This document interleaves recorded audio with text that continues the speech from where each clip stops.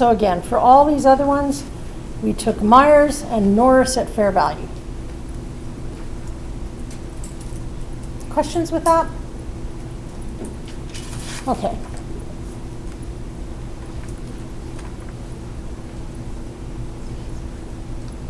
So looking at your debits on your acquisition entry that you did on the last page, are we missing any assets? Yeah, goodwill. The number one thing that's left out in these kinds of questions. So don't forget goodwill.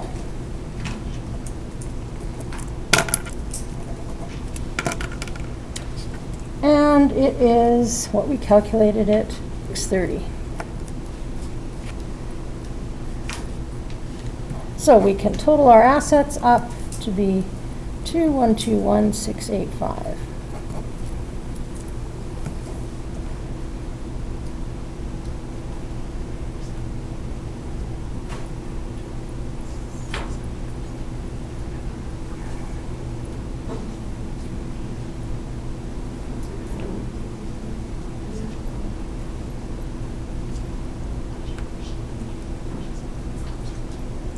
Any questions on the assets? So together again here for those. Whose? Myers plus Norris fair value. Everybody good? Okay, you do the same for current liabilities and non-current liabilities. And you get 198,450 and 567. So these are all the same. Myers plus fair value. Okay, now here's the two goodwill. Common shares. What do we do for common shares? Did we buy their common share or something? No. Over on their books over here, they still have their common shares sitting there, right? Plus the common shares. So they could keep running. They can decide what to do with that cash. They could dissolve the company, divvy it up among the shareholders, but that's all they have on their balance sheet. So, do we add Norris's common shares? No. So, just Myers to be 512.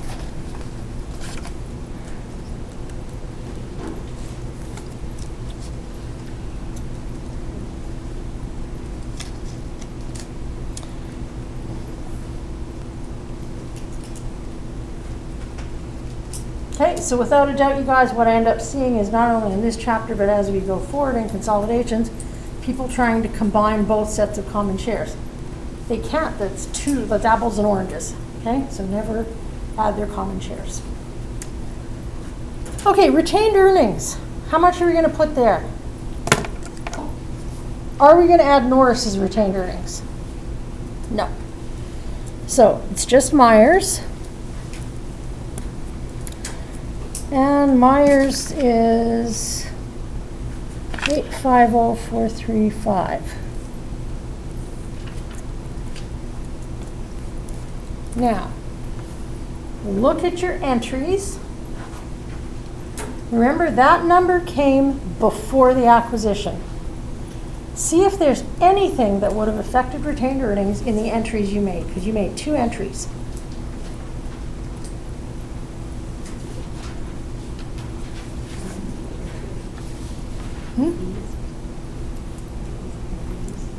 Yes, the fees, the professional fee, the expense, because where do expenses get closed? Into retained earnings. Excellent. Sorry, I couldn't hear you. I think I'm going deaf. That's okay.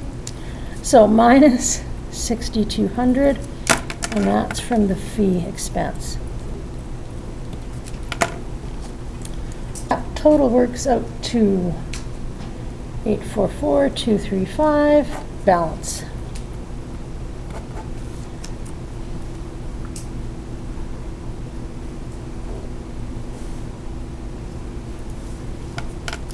Okay, so this one, and this one would be where there'd be errors. Or where students are likely to make those errors. Everybody good? Okay, so that takes care of proposal 1. Now we're going to look at proposal 2. Very similar, except we're paying with, so we're giving to the company, not the shareholders, a bunch of our shares. Okay.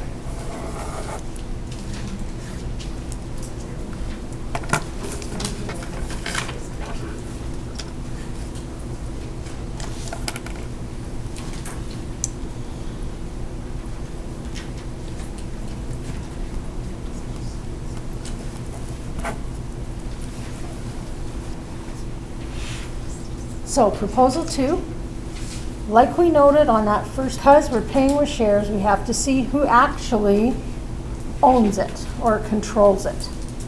Is it a real takeover by Myers or is it a reverse? And again, in an exam, that would be a separate question, you guys. I would never combine them because one influences the other. So go ahead and figure out, it's kind of what you did on page 8. I think it was page 8 of your notes.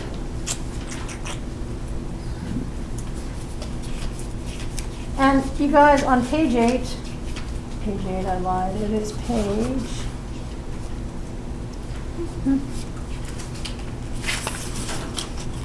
3.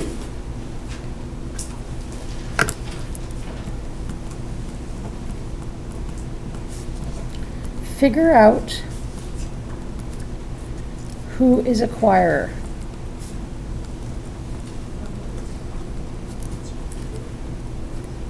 Now, I did a great detail and made little columns and everything. You don't need to do that. Go ahead and take the shortcuts. I just let.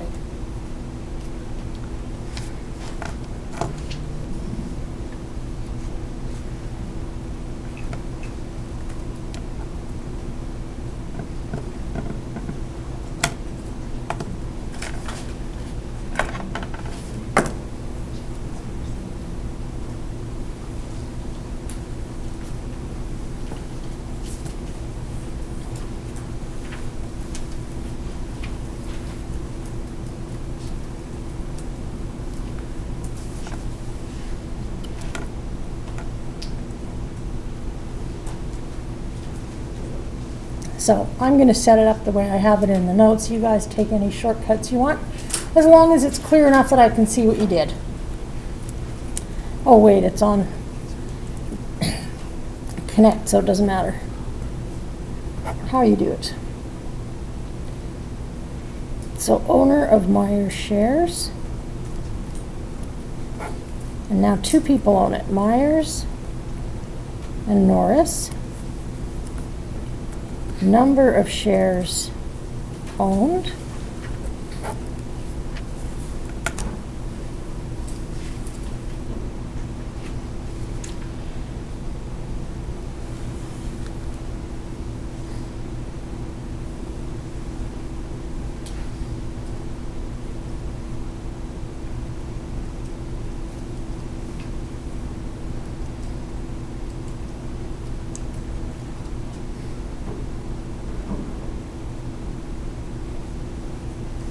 And again, you guys, this is just to match my notes.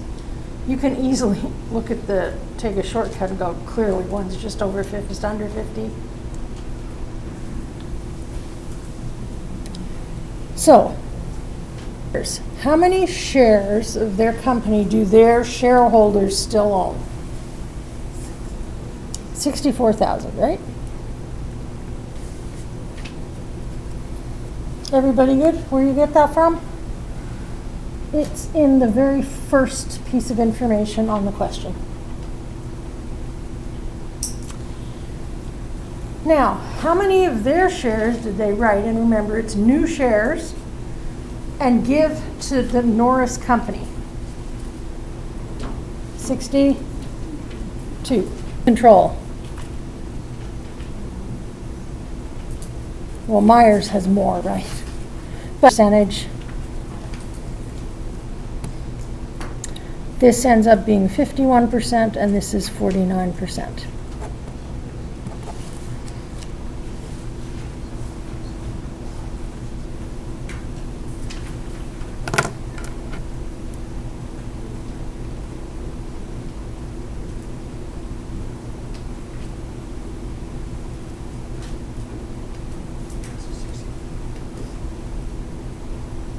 Let me know if there's any questions you guys.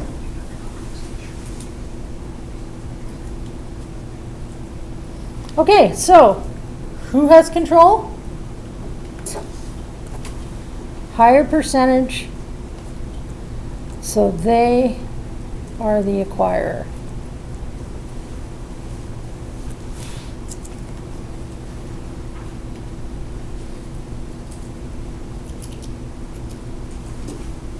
Does that make sense? It becomes more important not when you're actually buying the net assets, but when you're actually buying shares, which we'll talk about in later chapters. Okay, so we've done that. Myers is the acquirer. What if they were equal? What kinds of things do we look at? Well, it could be size of the company, and that could be based on net assets. It could be based on total revenues. Lots of different things. It'll tell you. They wouldn't make you pick one. What else? Well, who actually instigated the acquisition? So in which case that would be Myers. And then who wants to control things? Now, here it didn't say anything. But if it said something like, Myers wants this because then it can control its downstream or upstream, whichever part, supply chain, then you go, okay, they did this on purpose. They should have calculated better, but they did it on purpose. Okay. So if they're equal, there's 3 separate conditions to look at. Are you good? Excellent. Okay, so what's the first thing we have to do that we always, always, always have to do? Calculate goodwill, right? So let's calculate, because we can't do anything until we've done goodwill. No statements, no entries, nothing. Okay, so what do we start with? Consideration given up.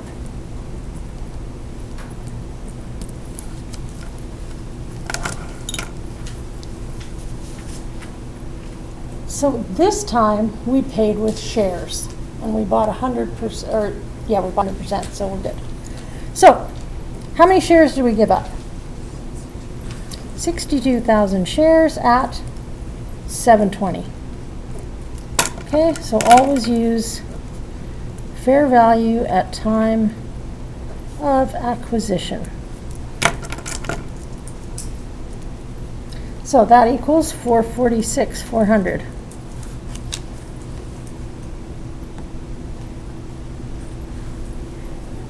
Now, is that the same amount of cash in proposal 1? Which makes sense, right? Because they're weighing the same purchase. So is goodwill going to be any different than last time? No. Okay, and this is something you can keep throughout all the rest of the chapters, because often part 2 of a question will say, well, what if they did this instead? And if you calculate this and go, oh, it's the same, you don't have to go through that whole goodwill calculation again. You just go, so goodwill's the same. Done. Okay? But I'll show you here anyway. Minus fair value of net assets. See proposal 1, where we said it was equal to 344,770. So our goodwill is 101,630. And we'll just put a little note.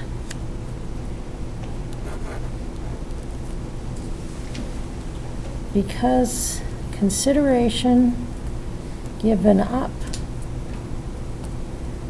was same as proposal 1, goodwill is the.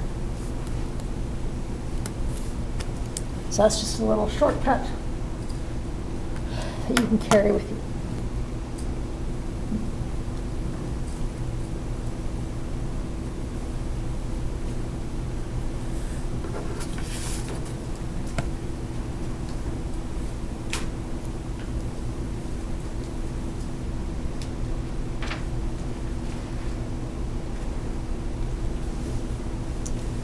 So increasingly, and especially as you move into the CPA program, you move away from them saying, okay, now do all the entries, do this, and then do this. And instead, they'll say, do the first part, but then how would it, and you don't redo the whole thing, usually don't have time.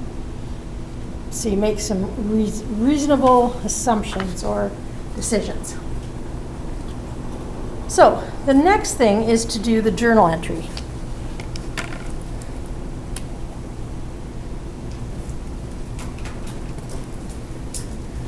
Actually, there's more than one entry for Myers.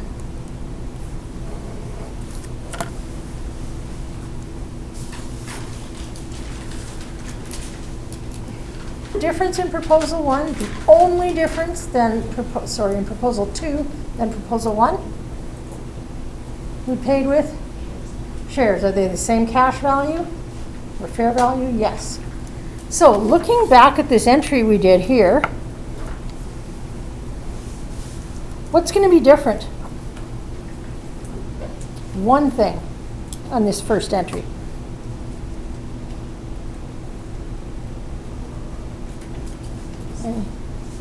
Anyone want to hazard a guess? Yeah. Did we give cash? No, we gave common shares. Otherwise, same entry. So, the acquisition entry is identical to proposal 1, except we credit common shares for 446,400, not cash.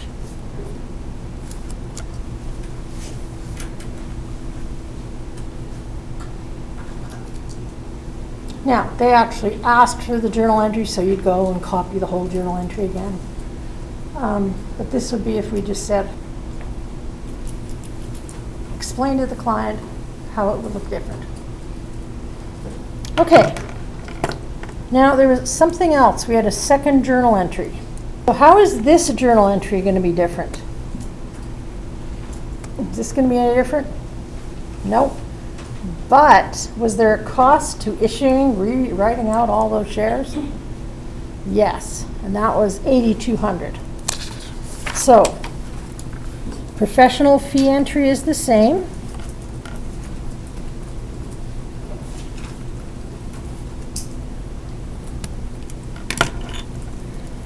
But we also have cost of issuing shares. So we credit cash for 64, 82, some number, 8,200, and debit common shares. And just a little reminder, cost of shares is not an expense.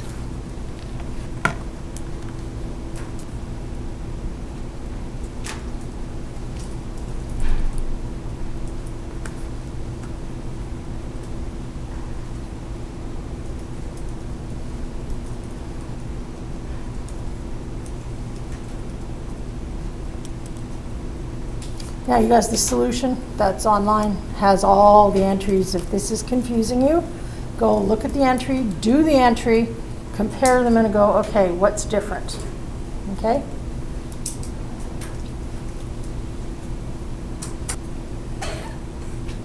Now for proposal 2, the last thing they want you to do is do the balance sheet.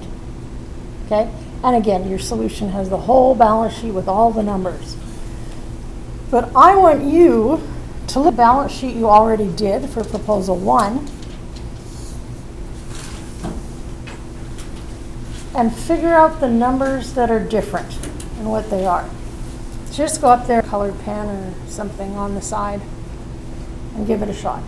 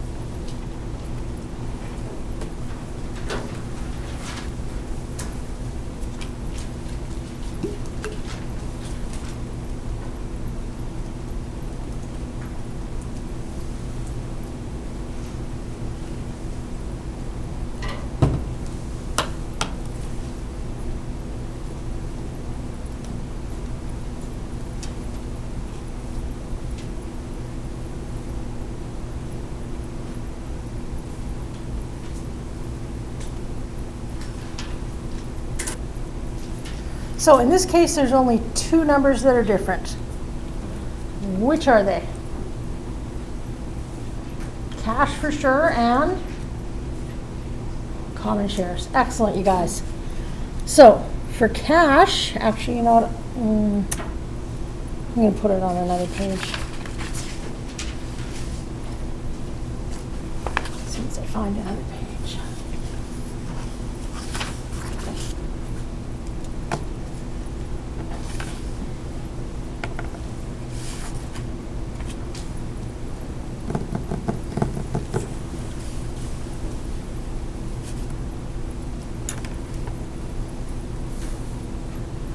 Okay, so proposal 2 balance sheet. All the same as 1, except cash and common shares.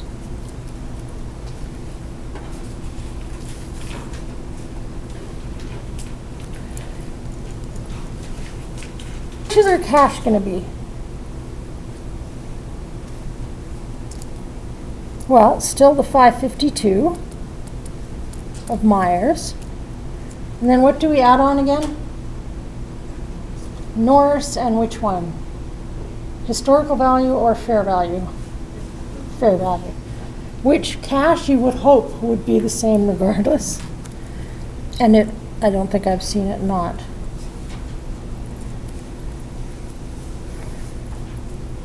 Great, so we just add those. Anything else I'm missing? And our share issuance costs, right? So minus 6,200 and minus 8,200. And that equals 602,100, hopefully.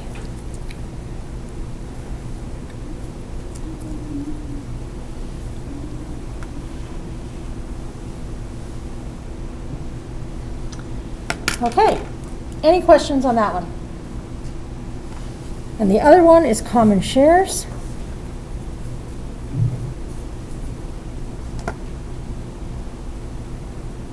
So I take the 512, right? Now do I add Norris's common shares? No. Are they ever going to be on my books?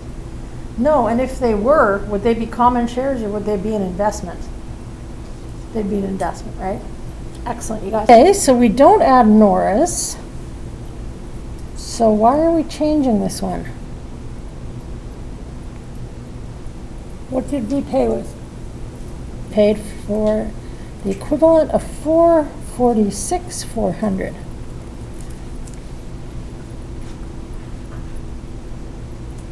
Take care of.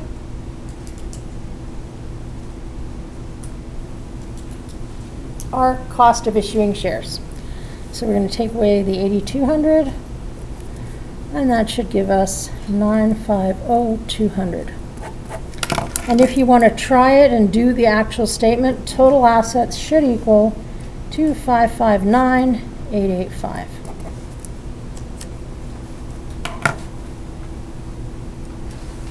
But really the critical thinking comes when you look at something, what's changed, instead of just redoing it all.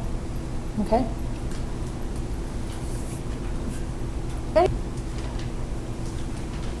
You guys are good? Okay, for some reason I thought this would take longer. I didn't go too fast, did I? Was it too fast? We're good? Okay. So, you guys, if you have any questions, let me know now. I didn't bring something else to do. And otherwise, you can stay and finish the balance sheets. You can do whatever you want to.